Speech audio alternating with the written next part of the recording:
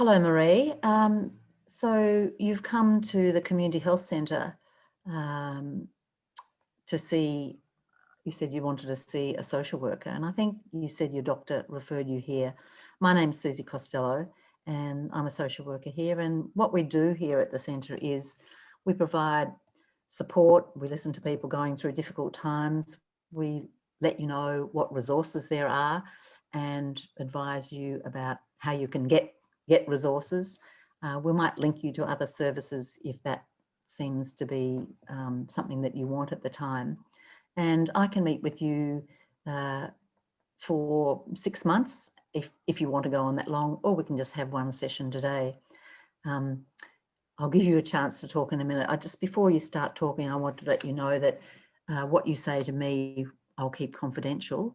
I'll be writing notes that will go into a file, and I'll probably talk to What kind of note are you going to write? Sorry, Marie. What kind of note are you writing? Yeah, I'll write about what we talk about in our sessions, and I'll check with you that it's okay for me to write what I write.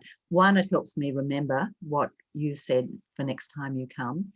And secondly, sometimes what's written can be used to support you in applications for housing or financial assistance. It can sometimes also be used against some people in court if someone has to go to court and they want to look at the notes. So you need to be very careful what you tell me, and we'll negotiate together what can be. Are you reporting me right now? I'm here to see a counsellor, social worker, but you're telling me you're going to report me. Yeah. You're writing the report and you can share this information with others. Yeah, it's a good point. Talking about different agencies, I really don't feel comfortable now to talk. I better be in a different place right now. Yeah. I feel like I need to tell you this right up front so you know the limits of what I can keep confidential and what I can't. Really, the only one, I will talk to my supervisor because we put our heads together to work out how I can work best with you. And secondly, if ever I felt that you were at risk, someone was going to harm you, or that that you were going to be harmed or you might harm yourself, I'd want to talk with my supervisor. The thing is, we would always talk with you first. So we'd come and say, well, I would say, I'm concerned about you. Some people come to us with such desperation, they feel like harming themselves and sometimes killing themselves. And we would want to talk about who can be there to help you over that. So if that, or else I felt that, I'm not sure what your family situation, if you had children, if ever they were at risk, then I would be obligated to talk to my supervisor, and we would talk to you about how you can take care of your children. So you probably do need to be careful what you say to me, and as you're telling me your situation. So would you like to tell me a bit about yourself, or have I put up things that make you too scared to talk? I'm too scared to talk right now. Yeah. But you're just going to say, are you going to ask me just some questions? Okay. Look, I really need support. I really need help. And I've been told like your service can help me to go to recover from what I'm going through. But you just said you're going to report to, are you going to report to police? No. Even if there's a crime, we often don't report to police. It's more if we're concerned for your well-being that we would let someone know. And, we have young people who come in here who have been abused by their families. And in those cases, we need to report to child protection. So someone's there to step in and stop what's happening. So it's about your safety and well-being is the priority. But sometimes we have, people who come in who say they're going to kill someone, and we have a duty to pass that on and let that person know. No, I don't want to kill anyone. I don't want to do, I'm not here to harm anyone. I just want to go work on my own issue. But yeah, I'm a bit like, all right, thank you for telling me that. But by understanding that you just, like, you're going to report it if I need the help.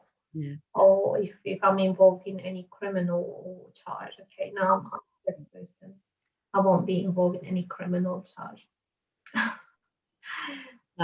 What were you hoping in coming here, Marie? What were you hoping we might be able to do for you? Look, Susie, I've been through a tough life, like, and I think I I thought I'm coming here, I'll help me to recover, I'll feel happy, I'll feel safe. But unfortunately, what I've been through, it didn't leave me alone. Like my past is still present. If I'm not sleeping, if I don't see my past while I'm awake, I'll see it in my dream. I can't So tell you how horrible is that. you've got some terrible memories that are haunting you. Sorry, pardon. You have some terrible memories that are haunting you. Very terrible memories. Like, it's a long lot. Where did you come from to come to Australia? I'm from Syria. Have you heard about it? Yes, Syria has had a terrible time. A beautiful country that has been so compromised for now many years, isn't it? Yeah, I'm glad you heard about it. Unfortunately, definitely you're going to hear about it in the news and all of these. We do hear about evaluations and the wars happening there. I'm very sorry what's happening in the country. It's been ruined by corruption and politics and invasion and so many people killed. I feel for you. It's countless. You can't count how many issues is there. They're just like horrible, and I'm not sure how I survived all of that. I'm here. I'm happy to be here, to be honest, but at the same time, just my past doesn't want to leave me alone. How have you been managing to survive? Like you're saying you've got terrible memories, and I can only just imagine some of them, but here you are and you're strong enough to ask for someone to talk with you and listen to you. You know that might be a pathway to healing. How have you managed to get through the difficult times? Look, I'm asking for help because my doctor said, okay, go. I was telling him about what's happening to me. And he was just telling me, go, this tip will help you to get rid of these memories. Please don't get upset to say that. I don't believe anyone can help me go through that. How have you been helping yourself, Marie, to get to this stage? What have you done to keep yourself going? What helped me to go through? Because I'm just like worried for my family. I have kids. I have parents, and they are the only ones that help me just to survive and to get to this island here in Australia. So your children are living with you here in Australia? No, they're not with me at the moment. Oh, I'm so sorry to hear that. That's another. I haven't seen them for 15 years. Oh, I'm so sad to hear that. You've had a lot of loss. So, the memories that you talked about, to me, it seems like you've got memories here that blocking out your brain, that the memories are there and getting in the way. And you say you'll never be able to get your memories. I mean, one of the things that we might be able to do for you to consider is to shrink the impact of the memories on your life as time goes on. I don't need to know what your memories are if you don't want to share them. But it sounds like memories are dominating you at the moment, and you'd like to put the memories in a place where you never forget them, but that they don't run your life. I hope so. Does that interest you? Yeah, I think that's what I need. Like, I don't think I can forget what happened, but I just want to live in peace. I just want to be with family. I just want to live like any normal person around me. So they have family, friends, kids, who can laugh without like even like just laughing, enjoying life around basic activities. It's just something. It's not in my life. I don't know. Like, I don't know what I did. It's just like, I don't know if I should be punished all of that for my whole life for saying something. Yeah. I really felt that from what you're right. From the environment you've come from, I mean, it's not your fault. You've done nothing wrong. It's unfair politics that have made you've had to escape your country. You'd rather be there and you'd rather it was safe. Is making contact and being in touch with your children one of the things you were hoping to think about and to start looking at? Yeah, look, that's what's kept me alive. What's kept me living, and just I'm hoping to meet them some way, like one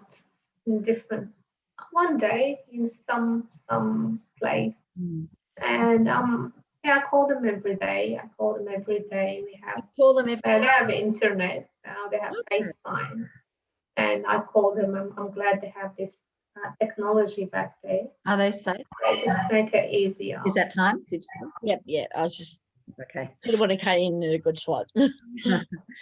Done. Well done, Ola. I'll come back to you, Oula, at the end. So I wanted to go around to people. Who noticed anything about using anti-oppressive approach?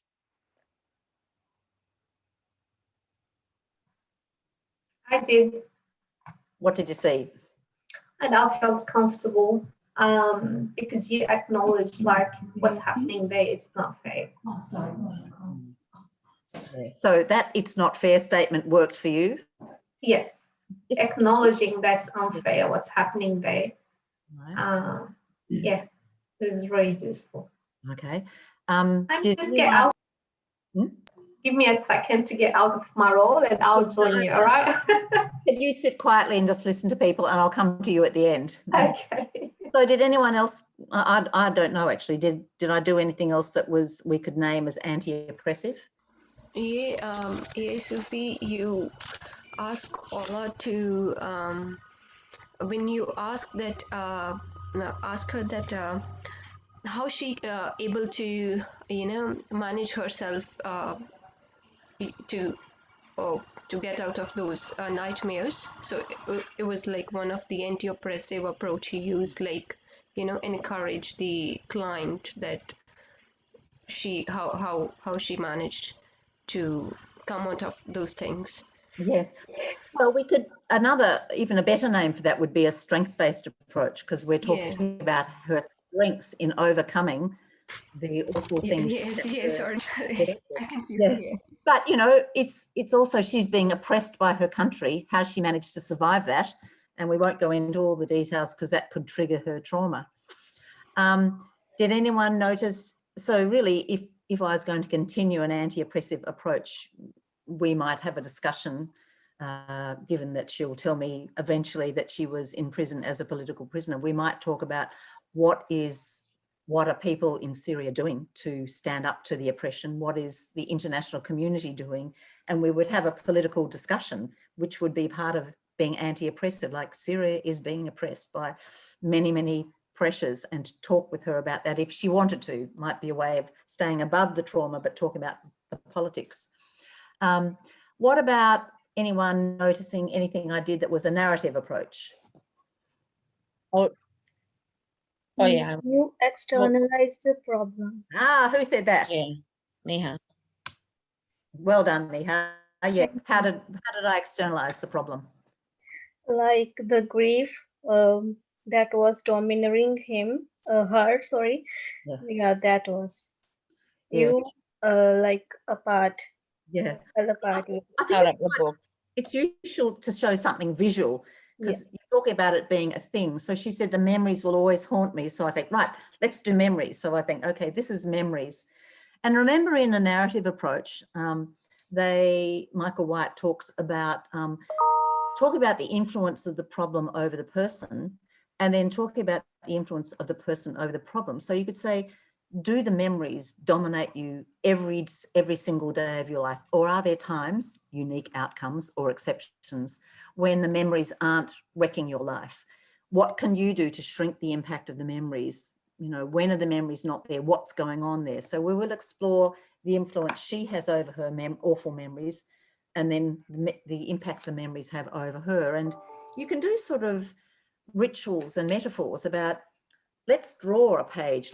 Can you draw me your memories? And give her paint, bright red and dark paint. And she draws a big, piece of butcher's paper of memories, and say, let's put the memories somewhere that you can choose when you look at them, rather than them choosing when they'll emerge. Like, there are various narrative approaches like that. Anything I did solution focused? I'm not sure that I did, but maybe someone noticed something we can call solution focused.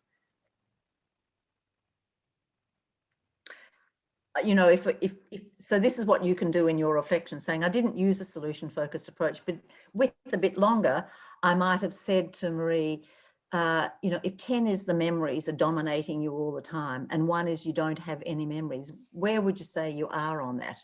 And if she says, well, I'm around 8, then you might say, where would you like to be? Because, you know, you don't want your memories to disappear completely because they're part of you. Well, I'd like memories to only about a 2.5. Okay. So you're at an 8 now. What would it do to get to 7? What would be different? What would you be doing different? And so you plot the steps towards her goal. Her goal is to be 2.5. What would 2.5 look like? Well, she said, she'd probably say, I would still remember what happened. I could stop and think about it if I wanted to, but it would be when I chose rather than they, you know, something like that. So you could say, I didn't get round to using that approach, but this would be one way of doing that. Anything else that anyone noticed that might have made Marie feel uncomfortable in the way I ask questions? Because I'm pretty direct and, you know, and I'm demonstrating quickly. So quite happy for you to tell me things that might have been too confronting. I think Yep. the way you said the confidentiality scared her off a bit. It did, didn't it? It Yeah. scared me too. Once you get in there. Yeah, I thought she was going to walk out. Yeah. So it happens most of the time. yeah. And I thought you played that really well, Oula, because people don't just sit there passively saying, okay, that's fine, I'll sign it. They say, what are you talking about? You'll talk to people, you write notes. What do you do? Like what she did was exactly what a woman who had been imprisoned and was wary of the authorities would do. And I felt like it was worth continuing and being as clear and honest and giving her the choice not to say anything, because she might say, well, I won't ever be able to trust you if you're going to write down things like that about me. And then you would talk around, you know, you might offer her, do you want to talk about other things? And she might come around, but she might not. She might be so terrified she doesn't want to talk to you. And she's entitled to make that choice. That's fully informed, I think. I think what helped me to contain, like I was really living the role, but what helped me to calm down when it's around me, to protect me, to make me feel safe. And I'm a prisoner for 13 years. Like it's safety, like someone caring for my safety. It was kind of calming, grounding me. And children too, because you can always work with people through being interested in their children, finding out their, you know, would have found out their names and their ages and what sort of conversations she has with them. So Oula, speaking about being Marie, that bit when I asked about your own safety was useful. What else was useful from you now back to being the social worker, Oula, looking at Marie's experience there? I've been listened to. I wasn't like someone was really caring to listen to me. Simple as that, actually. Yeah. That's what we need to do. Just listen. You know, and it's also the use of your voice. Like when I'm lecturing, I talk like this. When I'm talking to people, I sort of quiet my voice and try to make it smooth and flow more softly, and speak a bit more slowly too, so that people can hear what I say. So you adapt yourself for your different roles, don't you? Any other comments about that? So that was 10 minutes. And, you know, as a outcome of that, I would make a case plan to one for Oula, for Marie to feel safe as she has conversations with me at the centre, and to check with her constantly about safety. That would be a priority. 2, to work with Marie about making contact with her children and making plans for reunification. And that would, you know, for the goal would be for Marie to have contact and be with her children. The steps would be, you know, maybe if she didn't know where they are, contacting you, Red Cross tracing service, getting emails happening, you know, whatever is needed. And then the third one might be for Marie's nightmares to reduce to a point that she can live with them without feeling haunted. And the steps towards that would be analysing how she could have more influence over the memories rather than them having memories with her. So it would be several conversations where we would talk about that, something like that. And then you'd write timelines and responsibilities in the case plan. Can we actually bring, So, is there a chance of bringing the person's family to Australia? Is that realistic? Oh, well, one, because of COVID, it's hard to get in. Our other tutor, Vesna, can't even get back from Bosnia to come back to Australia. 2, Syria is, I imagine, COVID is rampant in Syria because the government would not be taking care of people. The government have attacked their own people, killed their own people of different religious and ethnic backgrounds. It's, you know, a lot of awful things is happening in Syria. If it was in Syria, if it was any other country, is it? Well, is it we realistic? can advocate through DFAT, Department of Foreign Trade and Foreign Affairs and Trade, and through the Department of Immigration, and through the Asylum Seeker Resource Centre, through Red Cross. There are organisations that are often working on family reunification, but the current immigration policy about family reunion is not to have people just for reunification. They just want people from the Immigration Department saying we want people skilled labourers and people who come to skills that we haven't got here. So they're not prioritising the needs of people from other countries who are here, who want their family. They shouldn't have left. And particularly people who've come as refugees. If there's a program, Oula, do you know, is there a program for the United Nations High Commissioner for Refugees out of Syria to let people come from Syria? There is a different program for immigration, but if they can, if they are at risk, like political views, there is a type of visa, like they can bring them straight from the country.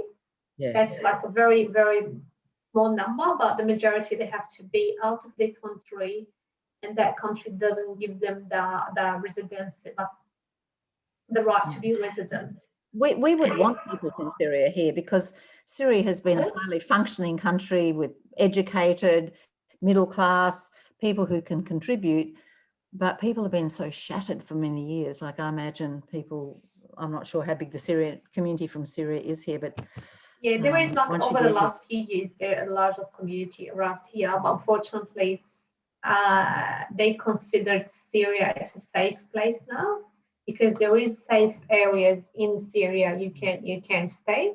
So that's why in the immigration law internationally, the UN doesn't consider Syria as a country at risk or there is any crisis. And that's why they reduce the number for people from Syria at this stage. Yeah. Well, thanks for teaching teaching us. Immigration during COVID is still kind of shut down at the moment. It's almost time to finish, so I thought we might just go around the room with one thing that's you'll remember from today, maybe starting with you, Sarah. Oh my God, that was mean. Oh, okay. Sorry I do really enjoy watching. Sorry. You can always manage me by saying, I'm not quite ready, could you come back to me? Sorry, that was mean, was perhaps a bit blunt.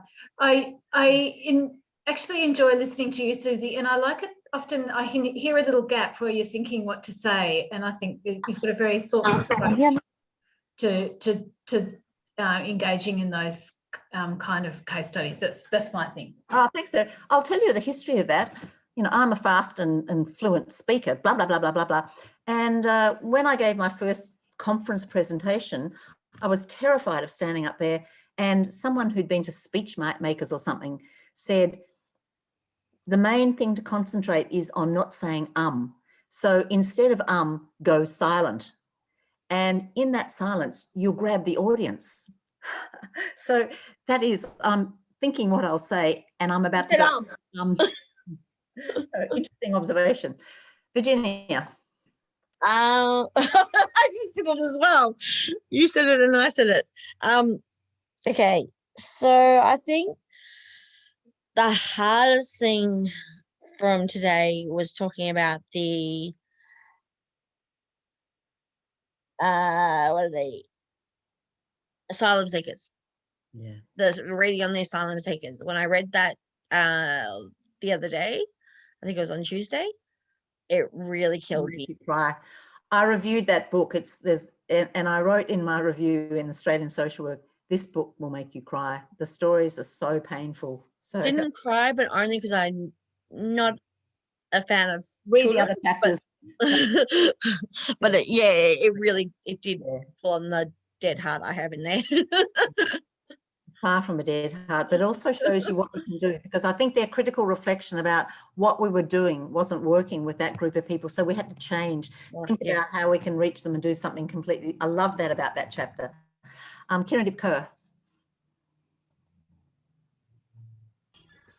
Yep, Susie. Yeah, what will stick with you from today? I learned a lot about the LGBTI community. I inclined towards that thing. I was planning to do a examination in my back home country. It was like a civil service examination. I was like struggling which subject I'm gonna take like as my main subject. Now I'm clear about my mind that I'm gonna take either a sociology to take the theories because as I'm doing the masters of social work, it's gonna help me a lot. Yeah, great. So choose that as a presentation or a topic at some time, because the knowledge is emerging and the community is emerging. Yeah, because I have an interest in a history, and I even do a history a lot.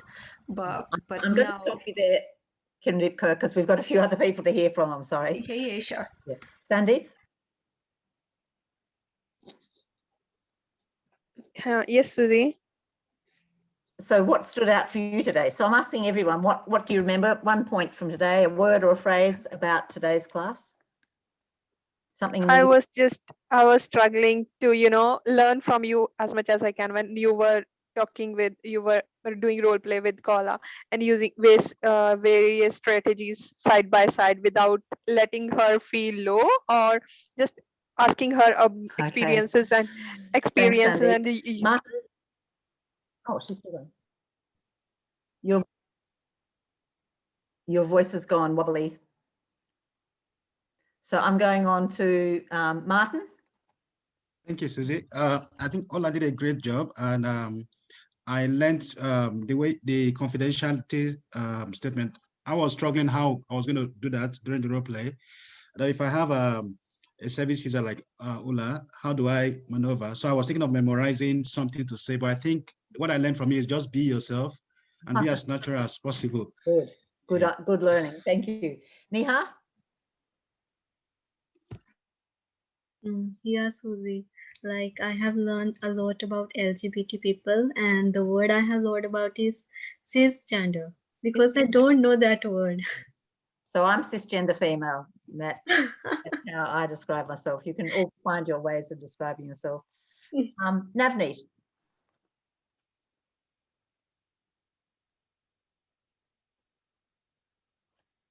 You're on mute, Navneet.